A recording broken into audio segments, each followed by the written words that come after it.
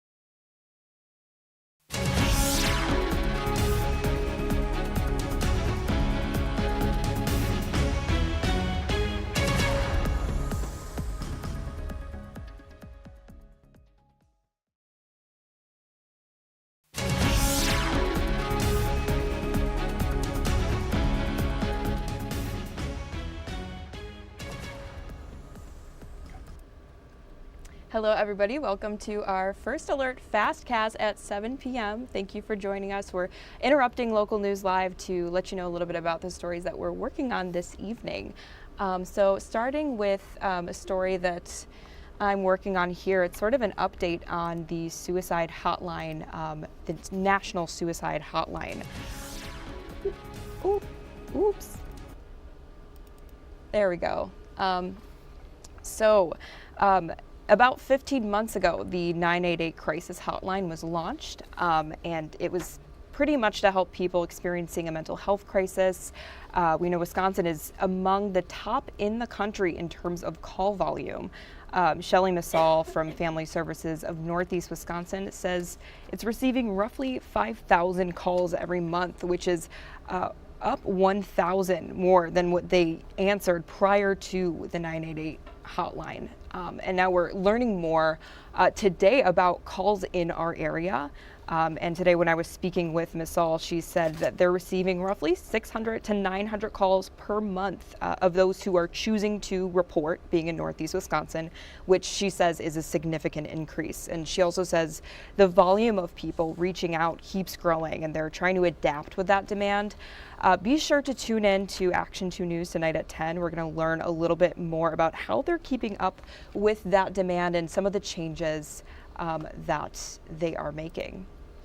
And so bringing you a little bit more news. Bear with me. Pulling up some of this video here.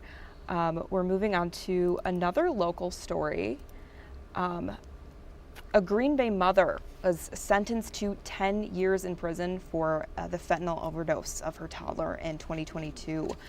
In September, 23-year-old Tiana Putzlacher pleaded no contest to child neglect, where the consequence was death. And as we reported, in May of 2022, police and paramedics found Putzlacher attempting CPR on her 18-month-old son, who died at the hospital.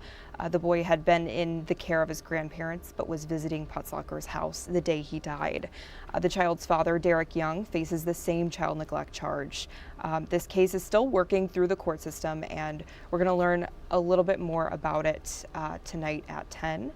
But right now, we're going to have meteorologist David Ernst tell us a little bit about what we're seeing on the forecast. As you said earlier, it's kind of hard to believe that the holidays are here already and we're already planning for it. So tell us a little bit about what we can expect. Yeah, I know. Thanksgiving coming in a little earlier than other years past. I think it can only come one day earlier on the calendar. The holiday travel season is upon us. The good news is that locally, our only real issues look like they would be coming into the area tomorrow morning. We're going to see a round of light rainfall move in from the south overnight. Here we are at 2 a.m. on First Alert Pinpoint Predictor.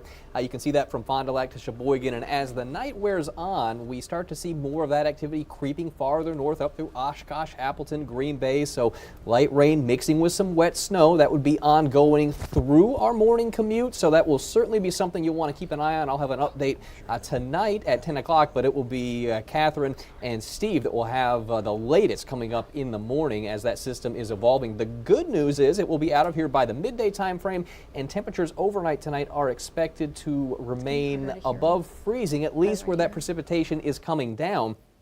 So we would see middle 30s and upper 30s across the area. So anything that we see more so going to lead to wet roadways as opposed to icy and slippery roadways. But again, Catherine and Steve will have the very latest on that in the morning as that system kind of slides past the area. It's all part of a bigger system that you're probably hearing about nationally. This will be how that system unfolds over the course of tonight and into Tuesday. By Tuesday afternoon, could have some thunderstorms rolling through Atlanta. So if you have any travel plans that would take you on a flight down toward Hartsfield-Jackson International there in Atlanta, you might run into some delays on Tuesday afternoon. Also heading towards Philadelphia, Washington, D.C., New York late Tuesday could be problematic. By Wednesday morning, though, that system is pushing through the New England states, so outside of, an early connection through Boston, there probably won't be too many travel issues across the country on Wednesday. So all in all, we're looking pretty decent for holiday travel. We've got, again, that system tomorrow morning we'll be keeping a close eye on, and then nationally, especially tomorrow afternoon through early Wednesday, watching for any pileups or slowdowns farther east of our area, just due to that large system we were just showing you. All right. Thank you so much, David. I appreciate that. And to anyone who is traveling this holiday weekend, please be safe. And be sure to tune in tonight on our 10 o'clock newscast. And thank you all for watching.